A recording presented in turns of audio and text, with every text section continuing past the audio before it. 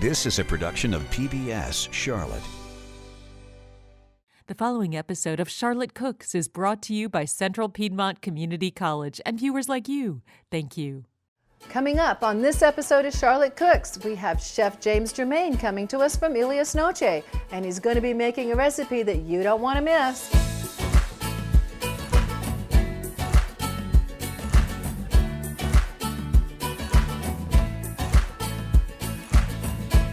Hi there, and welcome to this episode of Charlotte Cooks. James Germain, welcome to our set today. Tell us what you're going to be making. So today we're going to be doing a confit pork shank. Yay! When it's a finished product, we're going to have a nice crispy skin on the outside, and the meat is going to be very moist on the inside. You know, there's nothing quite like crispy pork skin. You know, it's just really amazing. And you also are going to be treating us to something called the shug sauce, some pickled red onions, and we have so much to do today. So let's start with the meat. Show us the cut. So basically we have the back part of the leg, Okay. which is the hind shank. Okay. It's closer to the thigh. What they have on here, you can see when This the ink. when the USDA comes in, they'll stamp the pork. So this is the stamp on the pork. It's just a certification that it's been graded or Absolutely. whatever. You do it to the beef, you do it to Right. all of them. And you can see the nice skin on the outside. So what we're going to actually do is score the skin, and then we're going to cure it. What's the purpose of scoring the skin? So because this is such a large piece of meat, it would be very difficult to cure it. Okay. And the skin is very rubbery. Yeah. So what we'll actually do, we'll score it, and then in the cooking process, it kind of comes together. So we score it, we cure it for 24 hours. In the cooking process, it comes back together. And then the finished product, we fry it, and it gets a nice crispy skin on the outside. You don't do too much, but you just basically scoring it with the knife. And you can kind of see you're not really cutting through into the meat. You're just breaking the skin open a little Just breaking bit. the skin open a little bit. You can just mark it up as well. It doesn't have to be even and perfect, Doesn't does have it? to be perfect. Okay. We'll do this one as well. So we're just Okay. kind of scoring that skin a little bit. And actually, sometimes these get delivered to us when they're frozen. So it makes it a lot easier to score these. Oh, so you could score them while they're frozen. Oh, yes. Okay. Definitely. All So next what we'll do, we'll get a bowl. And then we're going to make the cure mix. So we have Here, I've got a little bowl sugar for you. and salt. Is this big enough? That should be big enough. Okay. It's 3-part salt to 1 part sugar. Okay. And then we're just basically going to mix it. And this curing process, they used to do in France. Okay. So this is what they would do to preserve things. And confit is a very traditional French way of cooking, and it basically just means that it's been cooked and preserved in the fat of whatever animal. And the French usually do duck legs and thighs as a confit, and that's wonderful. So I'm going to put a little bit of thyme in here, Okay. just to give it a little bit more flavor. Thyme is one of my favorite herbs. Thyme, tarragon, I love those. Thyme, there's nothing quite like fresh thyme either. And you can grow it so easily.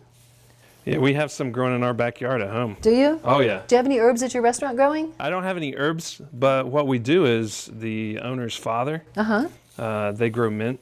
Oh, nice, yeah. They also go down to the market Okay. and grab fresh vegetables Oh, yeah. and fruits for the restaurant. Yeah. So basically you put a decent amount of salt on there, Okay.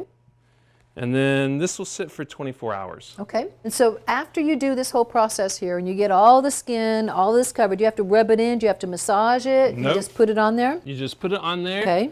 And basically the curing process is going to draw some of that moisture out. Okay. And it'll get into the meat and hold the moisture in there as well as it's cooking. And you've got those over there that have already cured. So that's what it's going to look like after they've been cured for 24 hours. See, there's a little bit of a difference. There is Okay? a difference, and you can see the moisture coming out in it, and you'll have some runoff, some drippage, And that's normal. and then that's normal. Yeah. Just make sure it's in a container that's not going to overflow. That's right. That's a big thing. It's Yeah. not letting it drip all over your refrigerator. So yes, a nice deep container. What's your next step? So our next step, we're going to be confeting it. So we're going Okay. to cook it in its own fat. So basically, we have a nice sturdy pan. So we're not going to rinse this cure off. Absolutely not. All right. No, we're going All to right. put it in there. This is a blend of canola and pork fat. Okay. And we're going to put it on over top, so it just covers the pork. Okay. We're going to put the oven at 300 degrees. Okay. So it's nice and low. Nice if and you low, do yeah. 275, it'll take a little bit longer, but it's going to be a nice product. And then we're going to cook it for about 3 hours. Okay. The meat should be very tender, and the outside skin will be a little dark and gelatinous. And, Okay. and we'll show another product here in a second, but Okay. we just basically, Got it? yep, we'll take these. This pig will be so proud. Oh, yes. All right, let me get rid of that for you. And then we have the confit liquid. Which is basically, once again, pork fat and canola oil. And then we just do it just to cover. Okay. Could you save this oil and do this again with another one? Absolutely. Okay. You can save the oil. After 2 times, I would Right. get fresh oil. Right. And like I said, this takes about 3 hours. Okay. Nice low temperature, 275 to Cover 300. it. Covered. And I bet you it makes your house smell amazing. Oh, it smells delicious. Yeah. What we're going to make now is a Middle Eastern sauce. It's a shug sauce. Okay. It's basically a green chili sauce. Okay. It can be spicy if you want it. This one in particular, I don't do as much spice to it. And I'm going to show you the process behind it. But it's jalapenos and cilantro. Okay, easy. So it's Easy. a very easy sauce. Everybody can make this. Okay. Even without a recipe, you could just probably throw it together and make a quick sauce, and it comes out great. And the sauce itself, the shug sauce, the jalapeno cilantro sauce, you can use it with more than just pork, right? Yeah, I mean, I use this on chicken, lamb. Oh, I use good. it. Lamb I bet tastes you'd be delicious great with with it. lamb, yeah. Pork is great with it. You can put it on a lot of stuff. Okay. Falafels Okay. goes really well with falafels. Okay. And it's a very unique sauce because it's very fresh. And this will last a long time in your fridge, and you can just use it as a hot sauce, and it's refreshing and has a little bit of spice to it. A So. lot of those Middle Eastern sauces are fresh and pungent and wonderful, aren't they? Oh, they're great. They really add a lot to a repertoire, don't they? Yeah, they do. They do. They So do. tell us about how to make it. So basically, I got my jalapenos here. Okay. I got 3 nice sized jalapenos. And make sure when you're dealing with peppers, wear gloves. Definitely always wear gloves because number one, you never know how hot they are, and you never want to use them with your bare hands and then go touch a baby because your baby's going to be crying. And there's a lot of reasons you're going to want to have peppers protected from your skin because the oils in them can cause you to cry in a lot of ways. And so just use your gloves so that you don't have those. Have you ever done them with your bare hands? You feel the tingling in your skin a lot. yeah. You know, and the worst thing you can do, guys, is put water in it. Put your hands in milk or something so that milk will help dissipate that oil that's causing all the. You're going to leave the seeds in or take them out? Well, I'm going to take them out. Okay. I'm going to take All them right. out. You can leave the seeds on, has a little bit more spice. Yep. And also, what a lot of people do is put chili, extra, like you could use chili flakes, Okay. just a little bit in there to add more spice. I don't want to overpower it today, so, Yes, I've got a delicate palate. So I basically take the rib out Okay. and take the seeds out. So I'll just chop it up just a little bit. Okay. That way, when we use a processor, it's going to make it a little bit easier for us. And you're going to need some cilantro as well. And I'll use some cilantro. Usually Okay. I put the peppers in first. Okay. It makes it a little bit easier when we're grinding it to go down. So next, what we'll do is we'll grab some cilantro back here. Okay. And usually I use about 3 bunches. All right. A lot. I use a lot. Okay. For 3 jalapenos, you want to use about 3 bunches. And do you worry about stems? You don't, with this one, you don't really have to worry too much about stems. Okay. Cilantro smells so fresh. You know, people love cilantro or they hate cilantro. And it has something to do with their taste buds. You know, some people can taste a lot of heat and some people can taste that leather and chocolate thing in wine going on, you know? So it all depends on whether you like cilantro or not. If you don't like cilantro, well, then maybe you could use parsley in this. You can use parsley. It's going to taste a little bit A differently. lot different, but right? Yeah, It wouldn't but be you the could, same. We you wouldn't could call use, it shug sauce, we'll call it parsley sauce yeah, then. parsley, maybe basil if you're going to go that route. So what we have is cumin. Oh, And ground cumin, I love yeah. cumin. This is about a quarter teaspoon. Okay. So put that in there. And then this is very common in the Middle Eastern is cardamom. Cardamom. And you'll find that a lot in Indian food as well. Yeah. I just You just love the smell. I think a lot of Americans are familiar with cardamom in being in baked goods as opposed to in savory food. Yes. And I love cardamom. It's a wonderful spice, isn't it? Yeah, it's great. It's a nice spice. And that's about half a teaspoon. Okay. This is about 2 tablespoons of garlic. Okay, and you've just chopped up that garlic, pureed it kind of Puree sort it of? up. And then basically what we're going to do next is we're going to season up just a little bit of salt. Gotta have some seasoning. Got to have some seasoning. And we're going to put our oil in there. Okay, what kind of oil are you using there? Olive oil? So I use extra virgin olive oil. Okay. This is actually a Greek olive oil. And it has a little bit of that bite to it that you'll Okay. find in extra virgin olive Right. oil. It's like a peppery bite, kind of almost like an arugula, Right? which goes great with this as well. Then we put it in the blender. We'll turn this on. And you see the jalapenos getting ground first. And then what I usually do is I leave it running a little bit. With this blender, it actually heats the bottom. Right. It gets all the flavor in there a little bit more. Kind of heats it up just a little bit, but not to cook it. Right. So you get a nice puree out of it. And you don't want to change that bright color green. Don't want to change it. Right. And that's So the if good they thing didn't about these have blenders. a big high-powered blender, they can use a regular home style Use your, blender, right? yeah, you can use your regular blender you make margaritas in. There you go. Just make sure you clean it out because you're going to have a spicy You're margarita. going to have a spicy margarita. Let me find you a bowl for that. Here you go. There you go. So then we'll just use this right here and we'll use it for later. Look how beautiful that is. Oh, my goodness. That's gorgeous. So next we'll make some pickled red onions. So how do you cut those onions for that salad? So for these, I use a little bit different. So I cut them in half. And what I usually do is I take this core out. Okay. Oops. Stay there, little boy. So I take the core out, just like this. And do you use this? I don't. I mean, you can store Okay. it and save it for later. Put that in my salad later. Yeah. No reason you can't use that for something But else. what I usually do is this gets really uniform cuts. I you can see. see I see. Yes.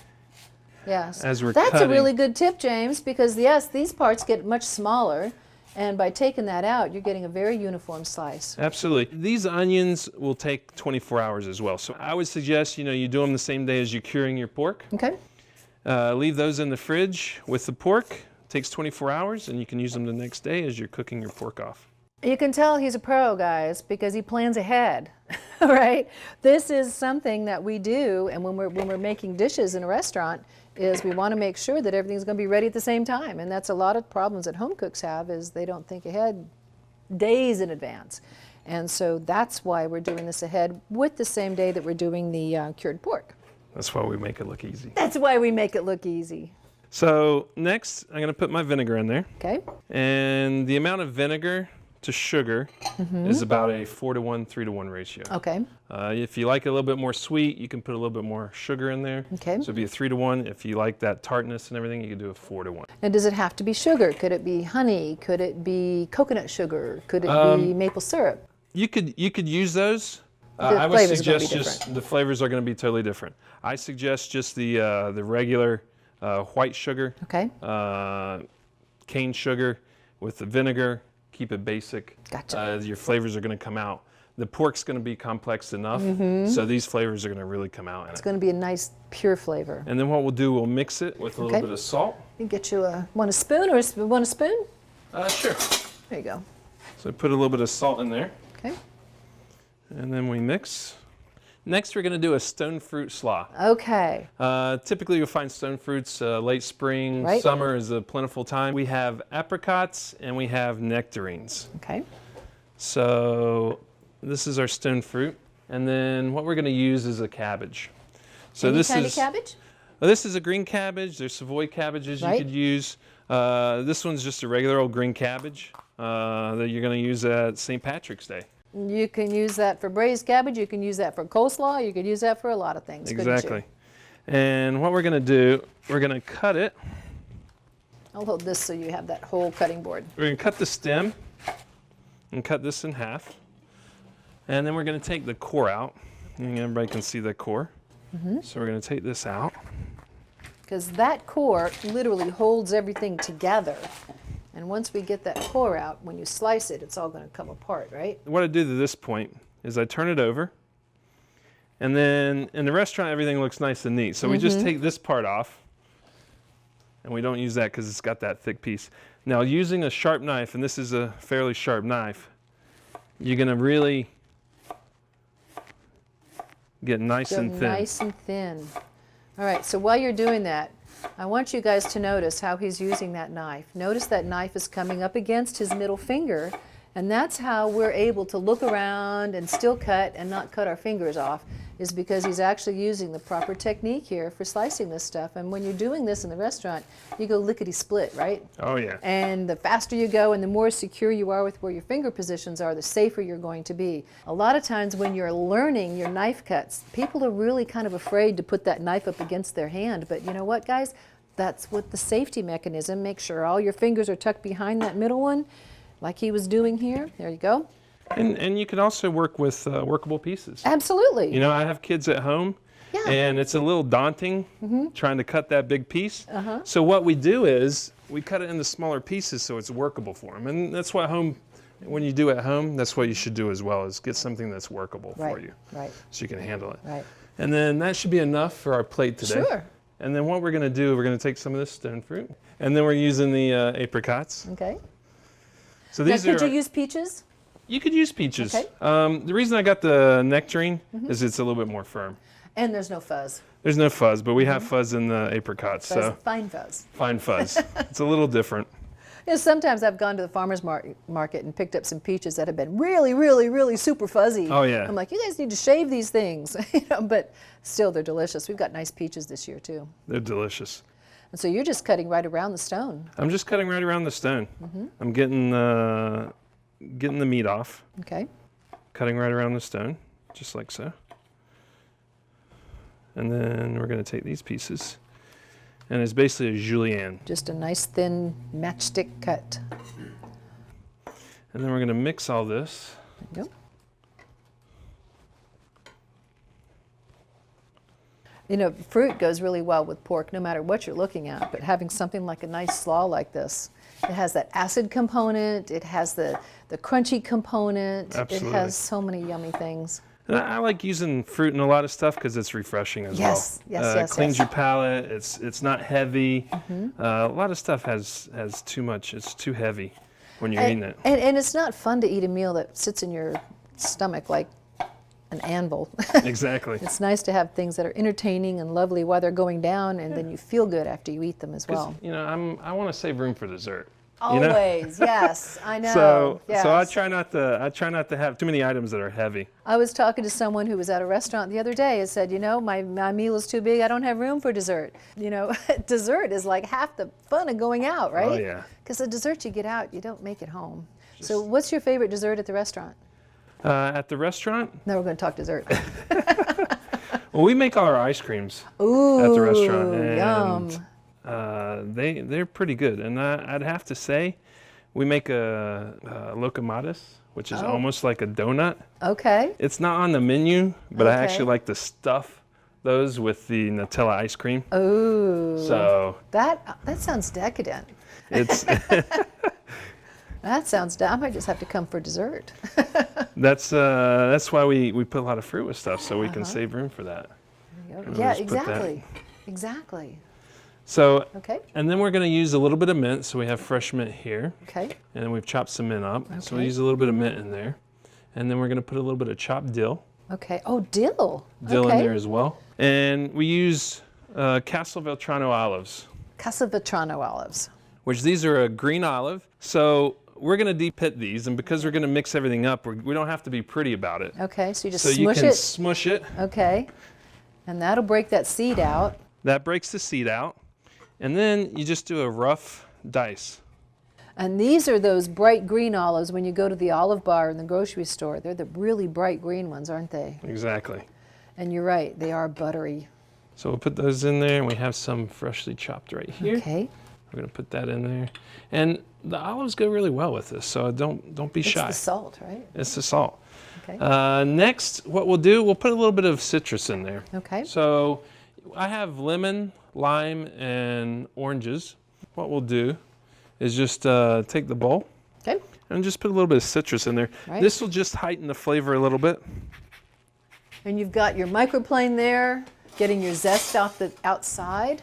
Yeah. You gonna put any juice in there too? Well, I have some a little bit of lemon and oil. It's Okay. a lemon vinaigrette. Oh. Yeah, I find that you'll get a lot more flavor off the outside because of all the oils in these. And this Okay. is just basically lemon juice and oil.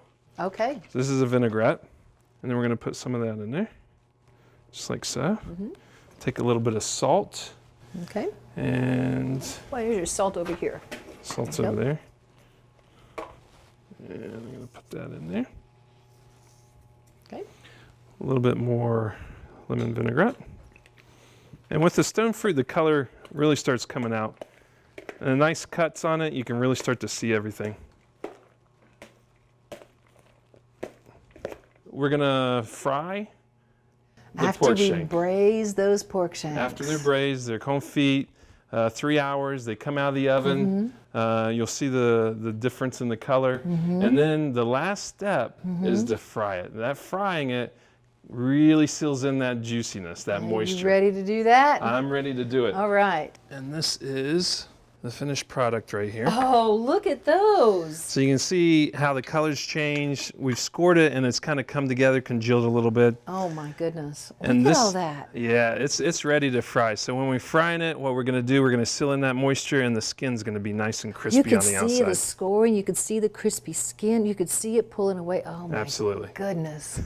This is the part where you really have to be careful. Okay, because it's got a lot of hot oil. This oil is 360 degrees. Okay, It's just like frying French fries. right? Leave the oil on the stove when you're done with it. Yeah. Let it cool down. Yep, don't move it. When you're putting it in, a lot of people have fried turkeys during Thanksgiving, so they know when you're putting it in there, Whoosh. just be careful.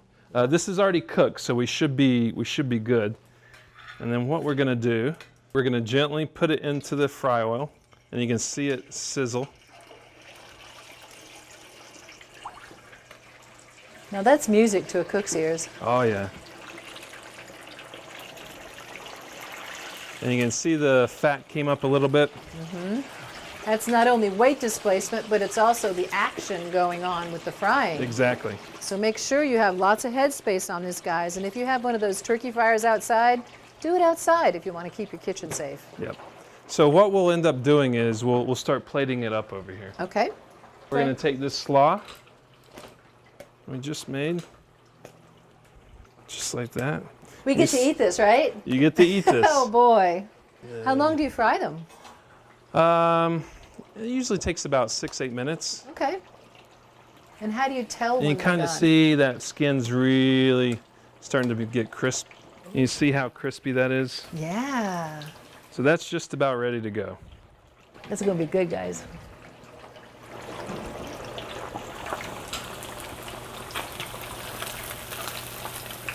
Take it out. Oh, listen to that crispy crackling.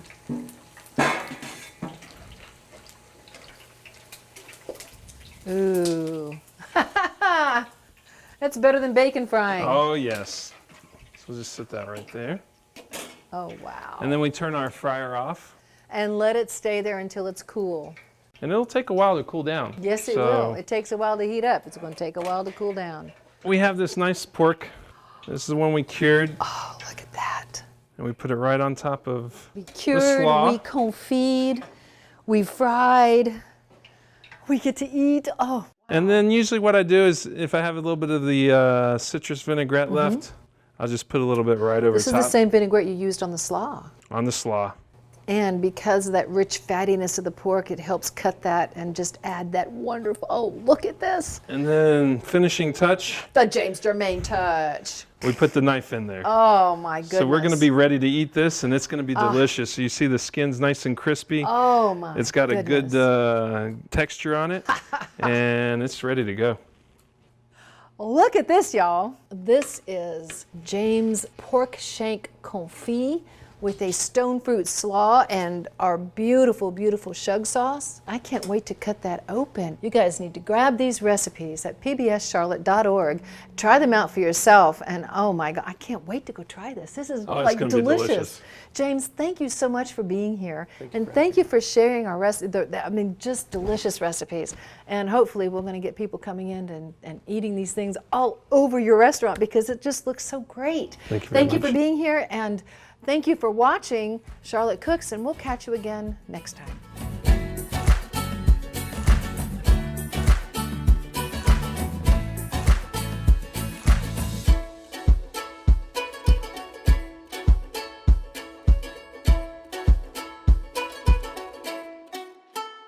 A production of PBS Charlotte.